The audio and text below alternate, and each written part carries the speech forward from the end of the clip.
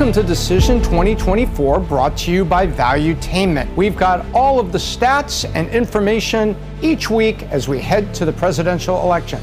I'm Tom Ellsworth. I'm Amy Dangerfield. Let's take a look at the most recent headlines. Kamala Harris has finally selected her VP nomination. It is none other than Minnesota Governor Tim Walz. Many Republicans breathed a sigh of relief that she didn't pick maybe a more consequential candidate, maybe somebody from a swing state. In other news, Harris also copies Trump's no tax on tips policy, drawing a lot of praise and criticism. And then the Harris campaign admits that Walz actually misspoke about his military service. Very interesting, Tom. So those are the headlines that kind of sparked what happened during the week, and it shows up in the numbers. First of all, we look at the national polling. Now remember, the national polling, as we said, is not the Electoral College. This is the national mood. And you see, there's the shift from Biden, and she's enjoyed a bit of a bounce. But as you can see, it's leveled a little bit. Right now, on a national basis, we appear to be dead even, with this particular poll showing Harris at about 0.5%.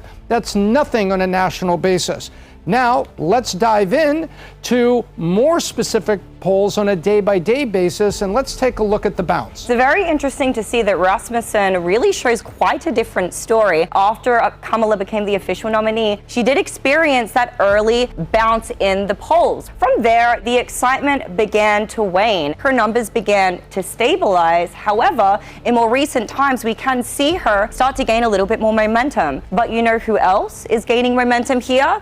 We can see that Donald Trump is also gaining momentum at exactly the same time. So where's that momentum coming from? There's not magical new voters being surveyed. The independents are finally starting to stabilize and get back to their traditional numbers that we see during this time of the election cycle. You see where it started here, where Harris basically inherited Biden's woeful performance on a national, and you can see that she was actually up 3 and 2%, but then the whole thing is settled down, and you can see for the last 5 days, it's a 4 or 5 points for Trump. So you can see the bounce and the settle. 3 weeks ago, we told you that that's how bounces work, and whether you agree with Rasmussen or not, and everyone has their favorite pollster, and everyone's got pollsters that they don't like, but you can see the result of the bounce and the response, and now we have a race to November. And this is very crucial to remind us the differences between different pollsters, different methodologies, and most importantly, Tom, looking into the crosstabs, because this is where the real picture is honestly painted. So from the Rasmussen Cross-Tabs, Tom, what are we seeing here? So what we're seeing here is these are likely voters. There's registered voters, likely voters, and citizens. This is likely voters by Rasmussen, conducted shortly after the time of the transition from Biden, and then 4th to 7 after the selection of Tim Walz. So here we go. As we go down and we look at everything, there's the 2-horse survey, and here's the full field survey. Full field means you allow people to select Robert Kennedy Jr., Cornel West, or Jill Stein. Everyone is in here. And this really represents more of the reality of what's going to happen on voting day, because the small parties are going to get their 2%, 1.5%. It's been that way going back now for 7 different presidential elections.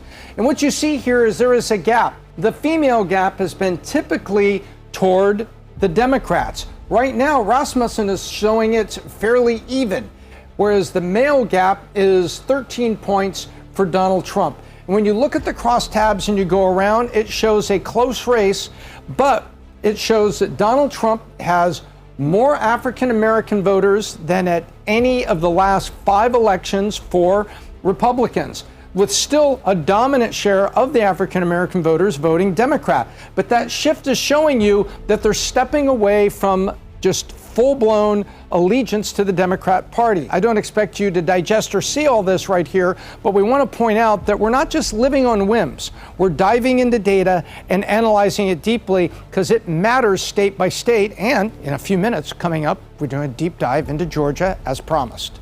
So let's take a look at how the campaigns are spending against this opportunity. As we take a look at campaign spending, it's very clear that financial resources play a critical role in how these campaigns end up shaking out. And as we can see, in nearly every single campaign, except for the Clinton campaign, the candidate who raised the most money was generally the one who actually won that election. Again, we can see there was the exception here with Clinton in 2016, but it does show that we need to pay close attention to the way that funds are flowing into these two different campaigns for the 2024 election. So speaking of, let's take a closer look at that. Tom, what are we seeing? The Harris campaign is spending more per vote than the Trump campaign at this hour in advance of the Democrat convention, which is coming right up, and it's significant. You can see the amount of total spending here.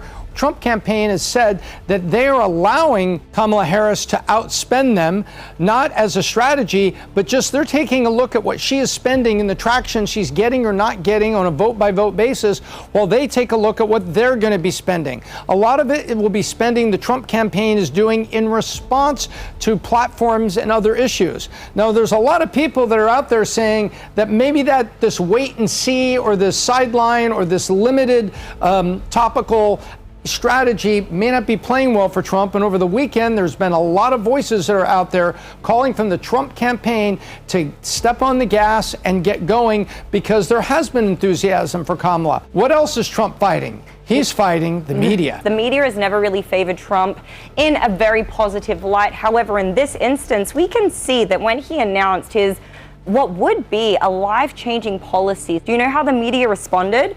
They commented about the $250 billion over 10 years would be paid out by the federal government in order to be able to accomplish that. Whereas when Kamala came out just recently, essentially copycat Kamala, exactly verbatim stating the policy that Trump wanted to enact, well, they praised her for it, Tom. It shows you the bias. This is from CBS, just a matter of 60 days apart, and it shows you that the media is committed to helping Kamala Harris win the election. So now let's take a deep dive look back into Georgia, which was a very crucial swing state going back to the 2020 election. When we take a look at Biden versus Trump and the size of relative victory, we can see that Biden really dominated in a lot of these urban areas. However, Trump was very much winning in all of the more rural areas throughout the state.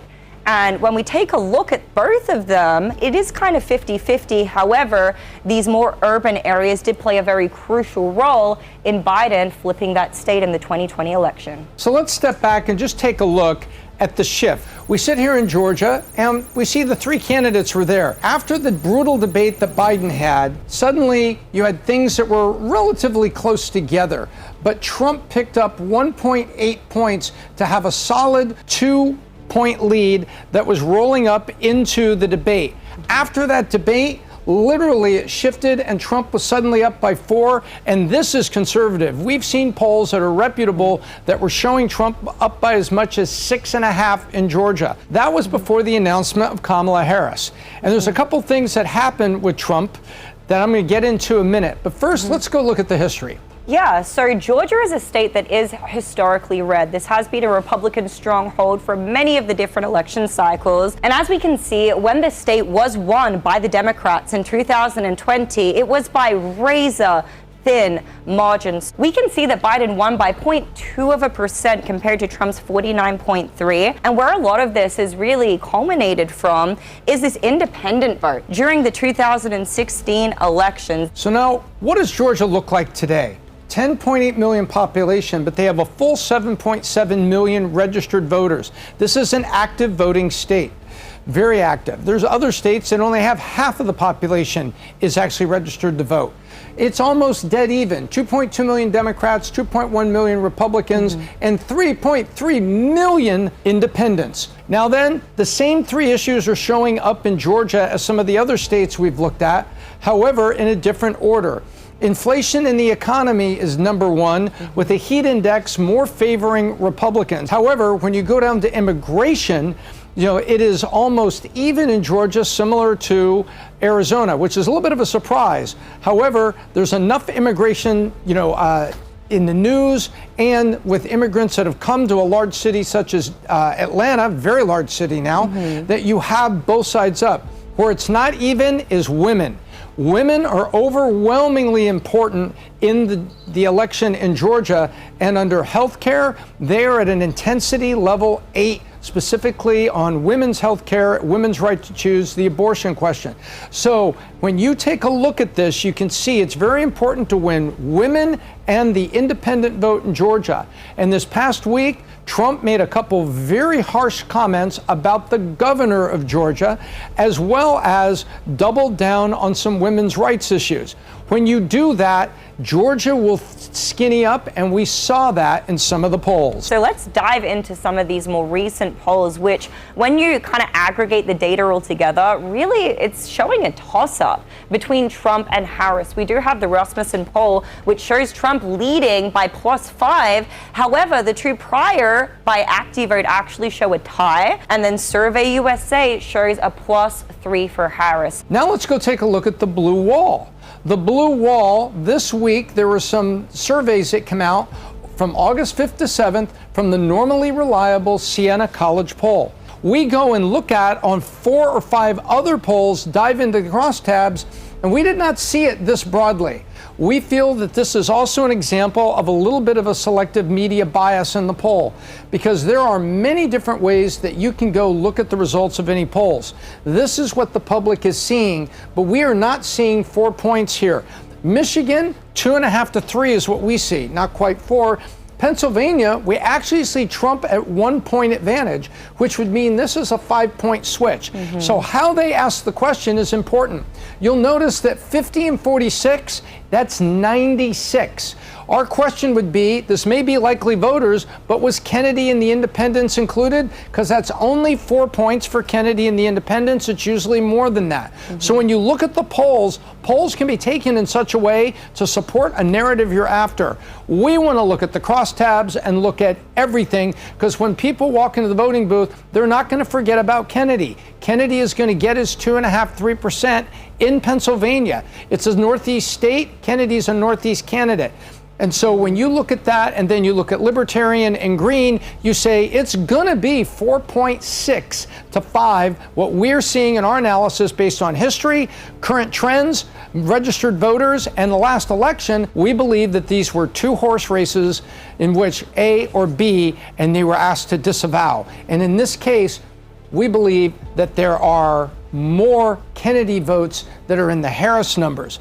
Again, this is a way that headlines and polls can deceive the American voter, but when we dive into the crosstabs, we're here to try to answer it for you. It's time to dive into the Valuetainment Call. This is the culmination of all of the data that you just saw previously, plus our own analysis through VT Analytics to come to you with our call 12 weeks from the election. Tom, what are we seeing? We see 45% probability for Trump, and here's why. Women have shifted in Arizona, and Nevada has gone from a little bit of a lean to Trump, 2 to 3 points. Some polls showing more. Back to what 2 and 2, we think there's a real toss-up situation in Nevada, that Trump's voice needs to be more loud, and the voters need to hear from Kamala Harris what she's going to do and what the platform issues would be from the upcoming DNC convention. Then we see Georgia and Pennsylvania still a little lean for Trump, so we're here at 270. The probability is 45%, because if these states go the other way, you literally have a veritable dead heat. We need to see public reaction to the DNC. We need to see more from Kamala Harris and to see more inspection available, because voters are waiting. Polls are also showing that the voters are waiting to hear from her directly. Not all of them, but there is 1 in 5 Democrat voters saying they're waiting for interviews. They want to hear what she has to say. They're seeing speeches. Now, that also means that 80% of the Democrats are just believing what they hear on teleprompter stand-up speeches. But there is a percent, and a lot of them are independents, that are sitting there waiting. Show me what you got. I want to hear more about it. Also, Trump cannot continue to attack people like the governor of Georgia and expect to get traction with that strategy. So much to play for in a race that we see almost dead down the middle. Join us next week for a deep dive into Wisconsin, one of the very crucial swing states within the blue wall. Until next time, I'm Tom Ellsworth. I'm Amy Dangerfield. And words talk, numbers scream. We'll give you the numbers in the analysis, and we'll let the pundits and the media, and oh yeah, the candidates, do the talking.